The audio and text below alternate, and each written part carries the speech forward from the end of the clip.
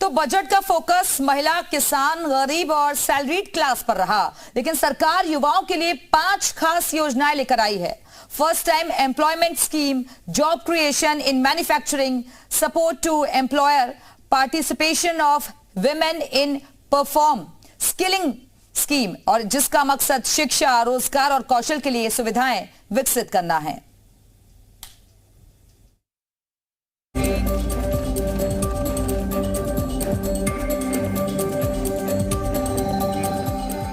लोकसभा चुनाव में विपक्ष ने सरकार के कई मुद्दों पर घेराबंदी की, जिनमें से एक था रोजगार, जिसका खामियाजा सरकार को चुनाव में उठाना पड़ा, और कई राज्यों में बीजेपी को नुकसान हुआ, जिनमें से एक था उत्तर प्रदेश भी। ऐसे में चुनाव में सरकार ने युवाओं और रोजगार पर खासा ध्यान दिया। बजट में युवाओं के लिए एक बड़ी घोषणा की है। उन्होंने कहा कि देश के शीर्ष कंपनियों में 1 करोड़ युवाओं को प्रशिक्षण दिया जाएगा, जिसके लिए उन्हें हर महीने 5,000 रुपए का मासिक भत्ता भी दिया जाएगा।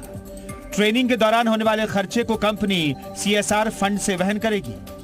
इस तरह की सुविधा विकसित करने से युवा पहले की तुलना में ज्यादा कौशल युक्त होंगे, उनके पास रोजगार के ज्यादा व्यापक साधन होंगे। वित्त मंत्री ने प्रधानमंत्री पैकेज के तहत नए रोजगार के लिए कौशल आधारित योजना की घोषणा की है। इस योजना के तहत पहली बार नौकरी करने वालों को 1 महीने का वेतन मिलेगा। वेतन सीमा 1 लाख रुपए प्रति माह होगी और ये DBT के जरिए 3 किस्तों में दिया जाएगा। 1 माह का वेतन DBT के जरिए 3 किस्तों में 15,000 रुपए तक दिया जाएगा। रोजगार सृजन को बढ़ावा देने के लिए कर्मचारियों के रोजगार से जुड़ी योजना भी शुरू की जाएगी। इस योजना के तहत रोजगार के पहले 4 वर्षों के दौरान कर्मचारियों और नियोक्ताओं को EPFO योगदान के संबंध में प्रोत्साहन दिया जाएगा।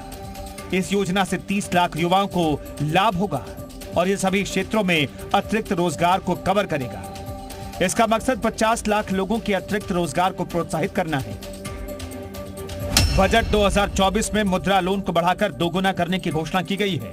वित्त मंत्री ने ऐलान किया कि मुद्रा लोन को 10 लाख से बढ़ाकर 2 गुनी यानी 20 लाख किया जाएगा।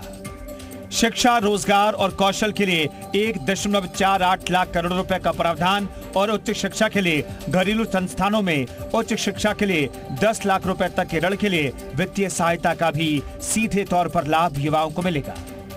ब्यूरो रिपोर्ट, जी मीडिया।